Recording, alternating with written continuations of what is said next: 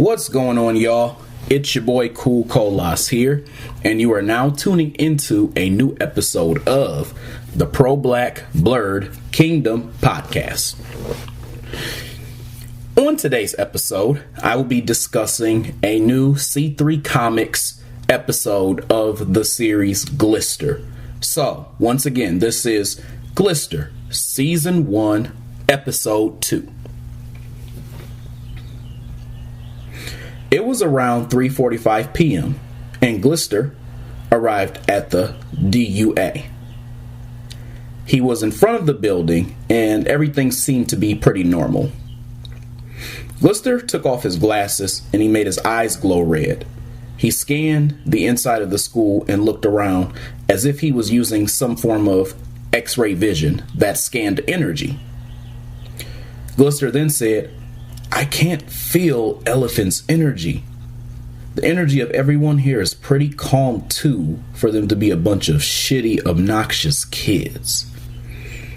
Glister put his glasses back on afterwards, then looked at his watch that said 30% in the right-hand corner. Kids were getting out of school and saw that he was there. Glister noticed as he arrived that none of the kids seemed to be fearful and all overjoyed that he was there. A couple of the kids even walked up to him. One even said, "Yo, look, it's Glister, y'all. This is lit." Another little girl walked up to him and said, "Oh my God, Glister is at our school." And another girl said, "Damn, Glister, you even finer in person. Hey, boo."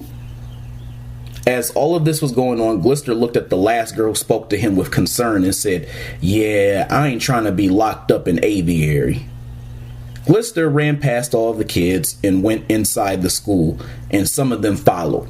All of a sudden, an older brown-skinned black man with a bald head and a gray suit on was standing there in the middle of the hallway with his arms folded.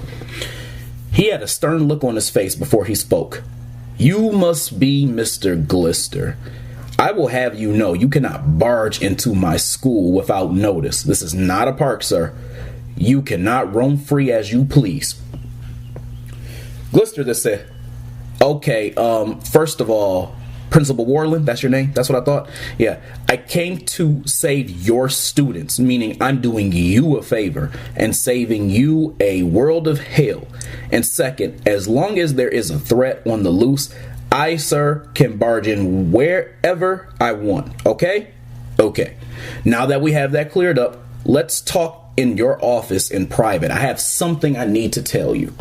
Principal Warland responded and said, "Not a chance. You are going to have to set an appointment, Mr. Glister, just like any parent would if they were to come in, since that is who is supposed to show up at this school." Glister responded to him and said, "Okay, there's that. Or I could just let you know right now that Elephant is on the loose right here in front of all your students and parents. That's right, y'all. Elephant is on the loose and he is coming to stomp the hell out of all your kids." A few students and parents who heard this as they were picking up their kids began to stare. Principal Warland looked around, very anxious and frustrated when Glister said this out loud, and he put his hand on Glister's arm to guide him towards his office. Principal Warland then said, "All right, come this way, right into my office, right now."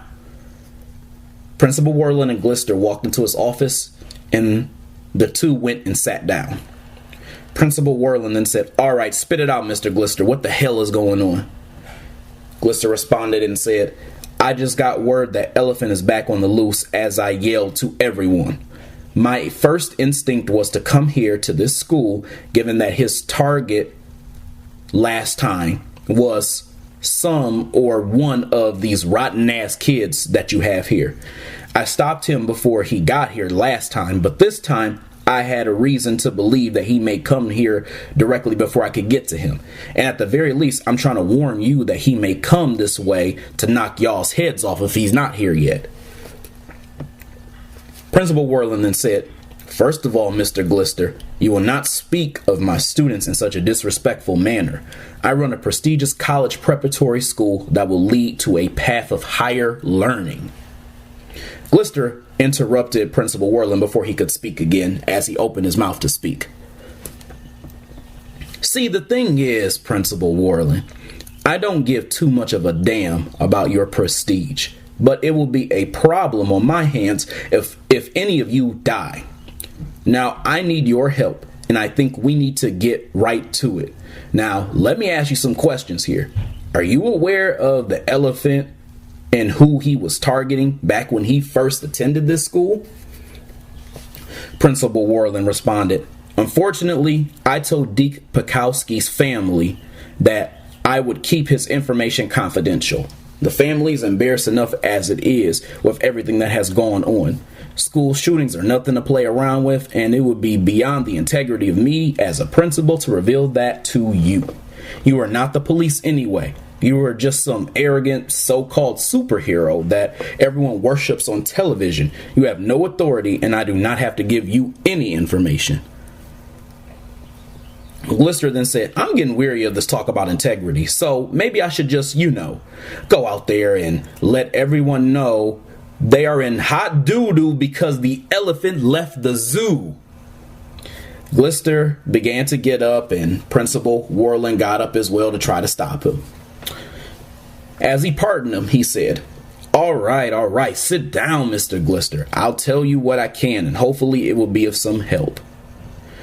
Mr. Pekowski was a pretty tormented young man.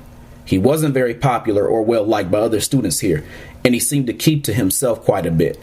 One of the teachers, Mr. Lambert, was worried about his mental health and quietly called his parents about it. He had him as a homeroom teacher, and for other class or so, he was around Pekowski the most as all of this was going on.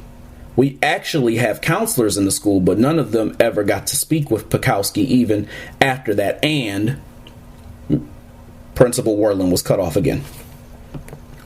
Glister then said, Okay, now you've given me too much. Boo-hoo already. How dare we not have paid attention to the poor, weird little white kid who decided to commit a school shooting because one of his parents didn't pay him enough attention, and then he got picked on at school. Listen, all I need to know is who were his main targets, or who was his main target. Principal Worland then said, well, excuse me, before you rudely interrupted me, I was on my way to actually tell you. The 4 of the 5 students that were shot and killed were some of the alleged bullies who picked on him. One of the 5 kids was innocent and was just trying to stop him from taking any more lives. I believe that one of the people he had been after, one of the students that was unharmed, his name was Peter Frankfurt Jr. He used to go here. He graduated from here. And I'm sure you probably could guess that. Glister then said, where is Peter now?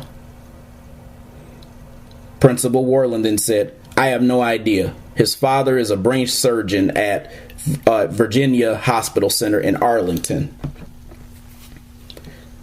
Glister then said, that's all I need to know. Thanks for the tip. In the meantime, I would be on the lookout and maybe use some of that rich white folk tuition to get you some real security up in here. After all, you said you ain't want me just barging in here like a walk in the park. Anyway, see ya, and I sure as hell wouldn't want to be you. Glister left out the door, and ran out of the building. Principal Worland stood there and got so angry he slammed his fist on the desk and looked off into the distance in frustration. While Glister was outside, he took off in flight. And a kid who was white, who was wearing a black hoodie and dress slacks with black hair and dress shoes, stared at Glister as he flew away in the sky.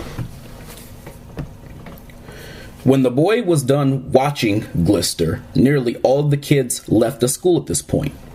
He himself walked down the street and outside the perimeter of where the school was at. He had a book bag on his back, and he seemed to be looking around quite a bit. When he finally made it to the outside where there were a group of other white kids that were standing there, there were 3 of them to be exact. They were all wearing their uniforms that consisted of dark green sport coats and dress slacks. One of the kids spoke up when they saw the kid with the hoodie. He was tall, he had brown hair, and he had a rather arrogant look to him.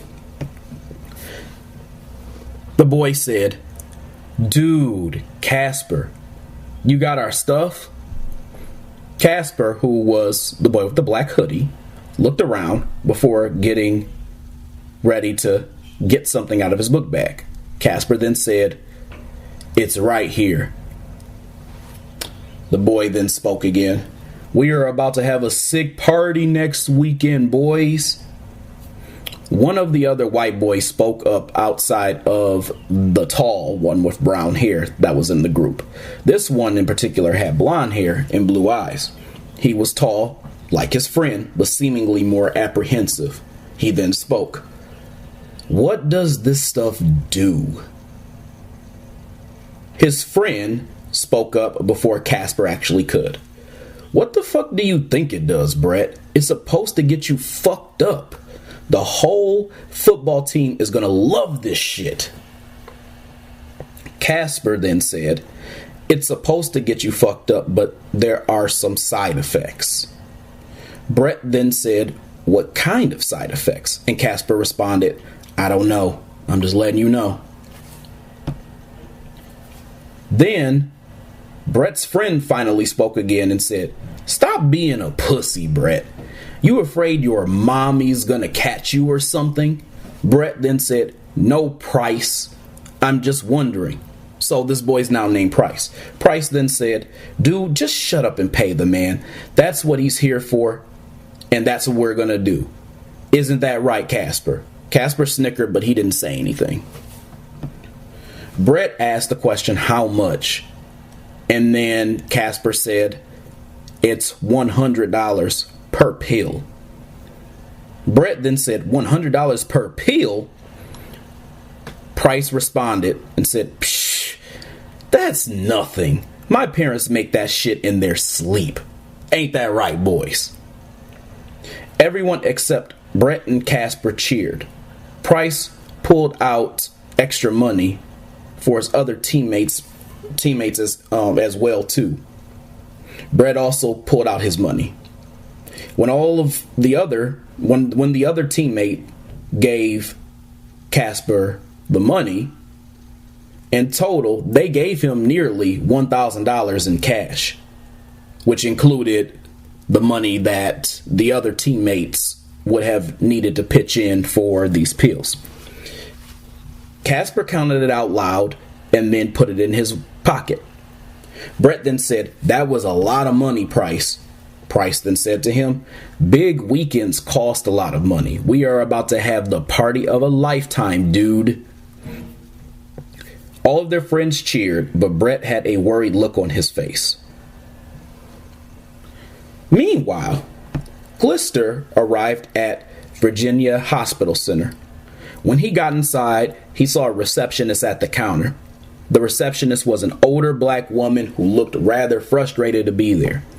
The receptionist then said, "Can I help you, sir?" Glister said, Yeah, I need to speak to a brain surgeon here. Peter Frankfurt Sr." The receptionist responded, "So you're not even looking for a patient then?" Glister then said, "No, that's why I said he was a brain surgeon." The receptionist responded, "Now, tell me something. Who comes to a hospital and don't even want to see a patient?" Glister then looked around, chuckled to himself and said, "Lady, look, I ain't got time for this. I need to see that surgeon, and I need to see him right now." The receptionist responded and said, "Well, let me tell you something, sweetie. It don't work like that around here. You need a patient's name to go back there. You can't just willy-nilly ease your way back there with no good reason, sir. The receptionist had an attitude as she said this. Glister responded back. Look, lady, how much do you want? I can give you what you want, but you have to let me know your price. The receptionist then said, how much money you talking? I mean, I need to get me a new car, the rent's due, and I want to go and get my hair did. So, as the receptionist was speaking, Glister tuned completely out. He decided to try something new because she was continuing to go on and on. He turned around for a second and he took off his glasses. And he decided once again to turn his eyes into a red color and activate his X-ray vision that detected energy. Once again. Instead of using it to identify a person, he set off the machines in the hospital area that he was standing in. And it caused a random disarray. All of a sudden, the receptionist saw that some of the machines and computers began to act funny on the outside, and she even quickly got up from her computer because it exploded. And she ran away from it. As she was running away, she said, they don't pay me enough for this shit. As this was happening, Glister pretended to be taken aback and ran back toward the doors in all of the confusion that was going on. He went around looking for Peter and used the signs to direct him to the level where brain surgery may be taking place. He eventually saw that it was happening on the 3rd floor and decided to run towards the elevator. When he went in and got inside of the elevator, there was a middle-aged white woman who happened to be a nurse that was in there with him. As the two were standing there, she looked over at him, looking at his yellow suit with the gold G in the middle of his chest and the glasses that were on his face. And she stared at him before speaking.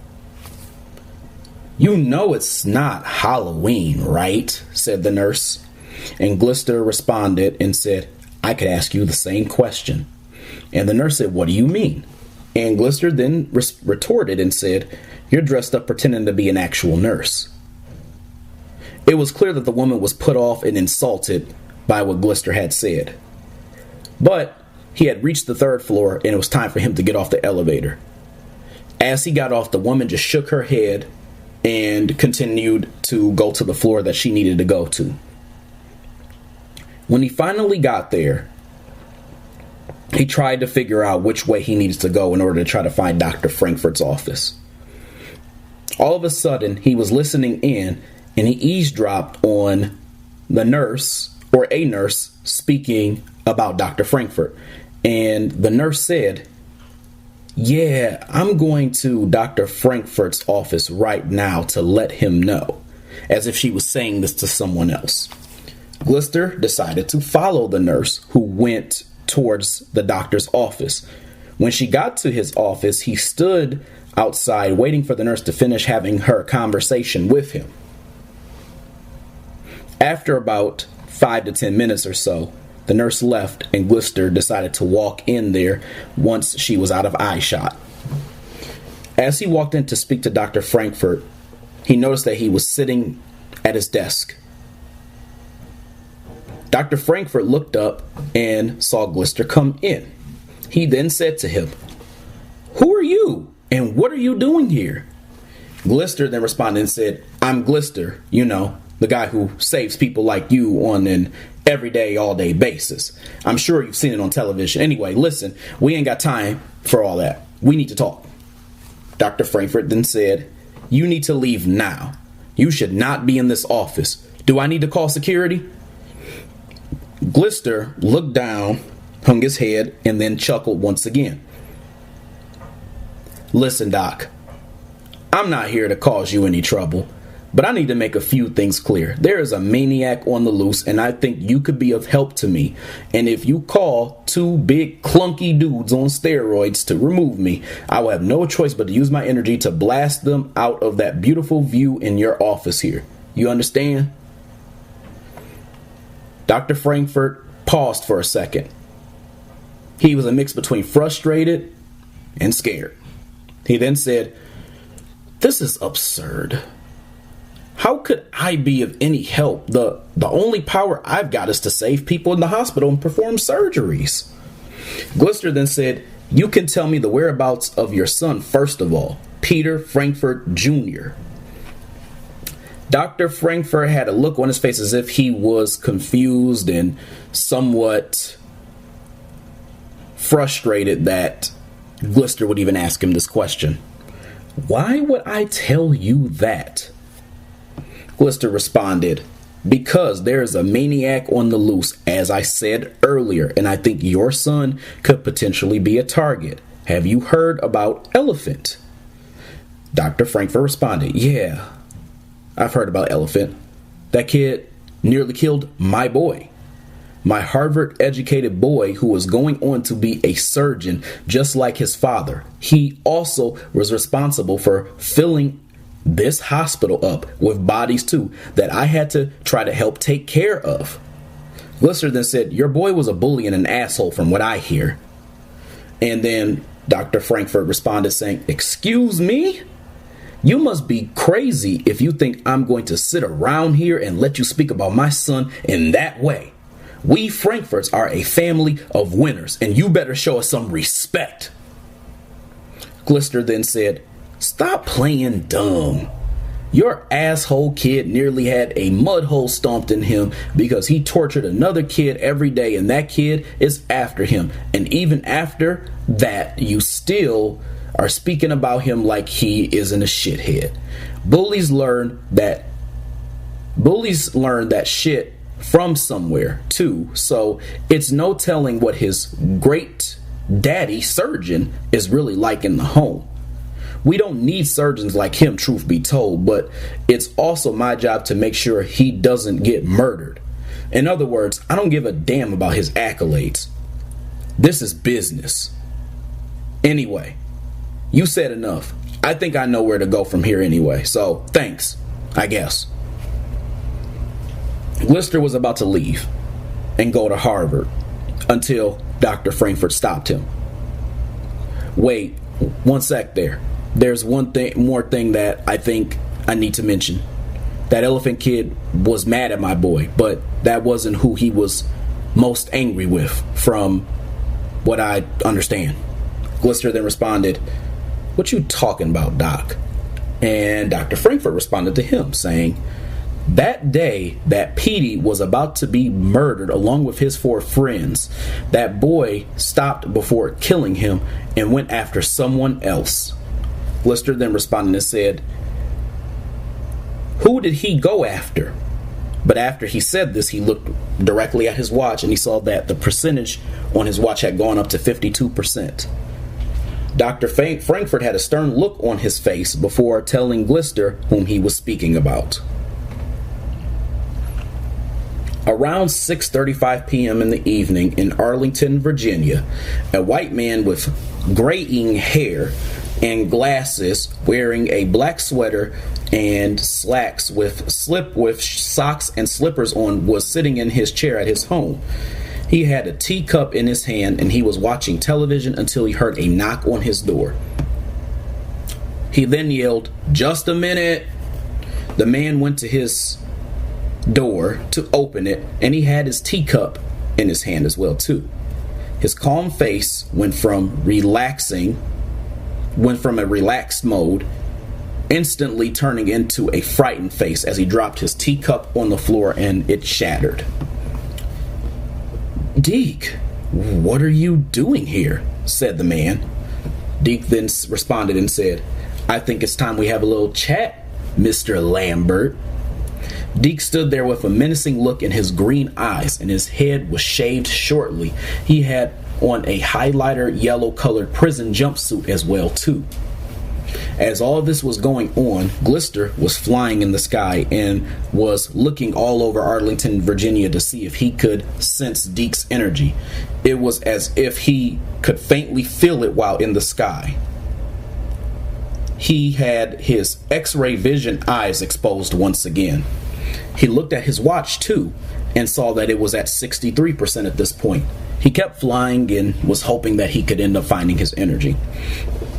Meanwhile, at Mr. Lambert's, Mr. Lambert was saying to Deke, I thought you were... He was interrupted by Deke. In prison? Is that what you thought? Well, guess you were wrong about that one, because here I am. Mr. Lambert then said to him, what do you want from me, Deke? And Deke responded, well, you know, I have nearly 4 billion questions. A lot of time in prison will kind of give you that time to think about that now, won't it? I'll start with one big glaring one, though. Do you sleep well at night, or do you just think about this all the time and it keeps you up? Mr. Lambert then backed up as he was talking and said, Deke, you came to school with a gun and killed 4 students. How am I in any way responsible for that? Deke then responded and laughed to himself before actually responding. Silly me. How dare I jump to the end when we haven't even scratched the surface of the beginning? I got bullied every single day at school. Those 5 same boys would literally pick on me every single day. Some days I'd get beaten. Some days I'd get my head shoved in the school toilets where they tried to drown me. Some days they would spit at me. Some days they would take my money for lunch. And you watched some of these things go on and never said a word. And you saw it the most. And all of them happened to be in your class too. As a matter of fact, the one time I retaliated, you made sure all of us got in trouble. Countless time after countless time, you sat back and watched and handled it passively, telling the class to generally quiet down, or you just let it happen. Then one day, when you caught me talking to myself since I had no friends and no one concerned about me, that's when you decided to get concerned and call my parents, who, by the way, beat me down when I came home. Or at least my alcoholic father did. And that was because of you. Not once did you try to stop me or stop them or offer to talk to me or anything. And all this time, here I am wondering, do you sleep well at night? And here you are giving me your answer in your actions. Do you know what I hate more than a bully? I hate a bystander who will let a bully be a bully and do nothing about it. That's what I call a coward. Mr. Lambert had no words for a while, but he kept backing up because Deke was intimidating him. I'm sorry, Deke, said Mr. Lambert. But Deke retaliated and said, no, you aren't. And that's fine, because I don't give a damn about your apology. All I can do is make sure you are the next one I cross off my hit list now that I'm out. As all of this was going on, Glister finally showed up to the house, and he saw the two of them in a confrontation. Step away from the teacher, Elephant. Glister was there with energy beams now glowing in his hands.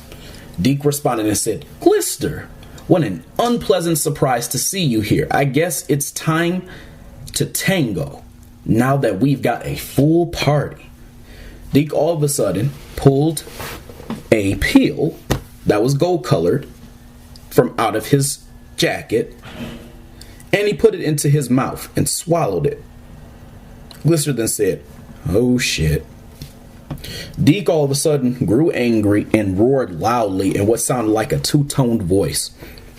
His skin turned into a rough gray color. His arms expanded. His muscles everywhere expanded. His whole body became large out of nowhere.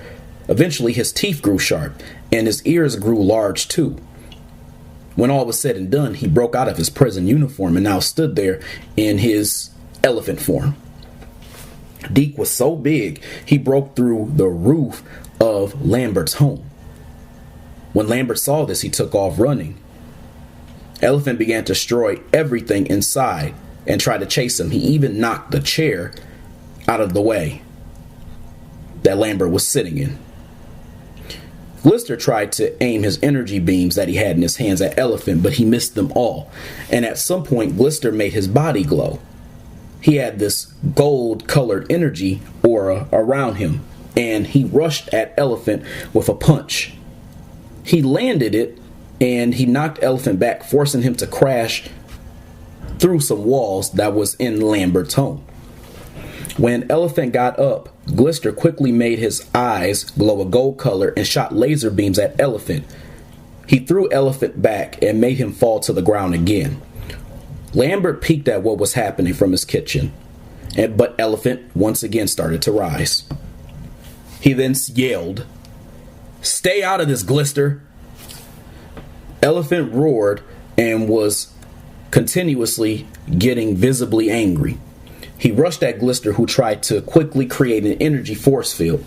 Elephant got so angry he slammed into him, sending him flying backwards and crashing through a glass window in Lambert's house and back to the outside of the house. Elephant ignored Glister, knowing he wasn't the target, and walked back to try to get Lambert. Lambert was trying to get out of his home, but he was being chased by a faster and far stronger Elephant who continued to destroy his once beautiful home. At some point, Lambert fell and Elephant caught him. He picked him up and squeezed him in his hands. Elephant then said, "Now you are mine, Lambert. I won't stop you, but I sure as hell will squeeze the life out of you the way you squeezed the hell out of my chance of having a normal life." As this was going on, Glister looked at his watch and saw that he was at 85% in the right hand corner. Glister said, "Luckily, I'm using my powers more. Otherwise, it would have been a wrap much sooner. But I've got to hurry." Glister quickly got on his watch and activated his phone call sequence and called up his colleagues from Star and others. Glister first of all said, "Krashar, this is Glister here. I need backup. I'm in a fight with Elephant. Prepare for capture and get you and the Aviary crew here as soon as possible. My whereabouts are at 3000 North 26th Street in Arlington. Okay, bye." Glister sat and thought for a moment. How can he beat this guy? He was growing too powerful to even fight against.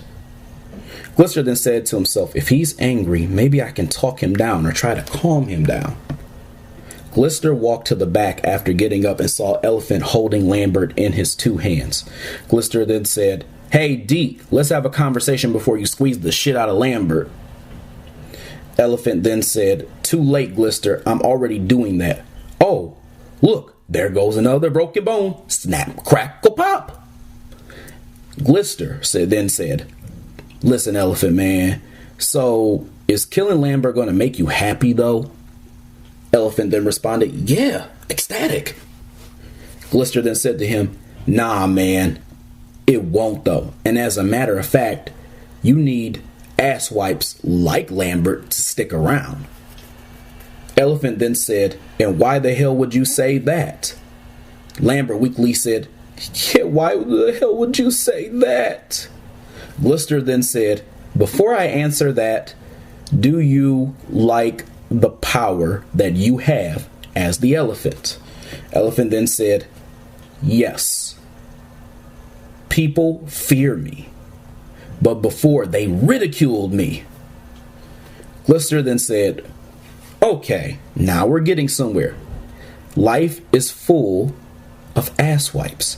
Lambert is just one of those ass wipes. And it seems like the more you get mad, the more powerful you get. So if you destroy all the assholes like him, then poof, Elephant power gone." At some point as this was going on, Elephant calmed down for a bit.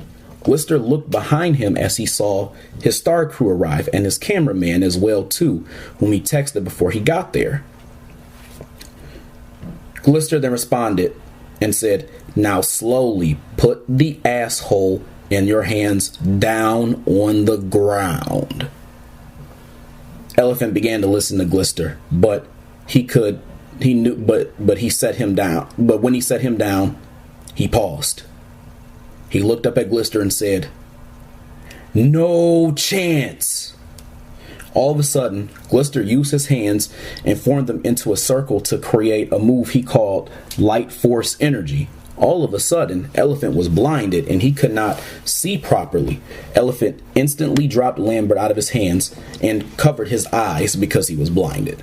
Glister rushed at him again to knock him to the ground. He then made his fist glow and punched him repeatedly while he was on the ground, knocking Deke completely out of his elephant form.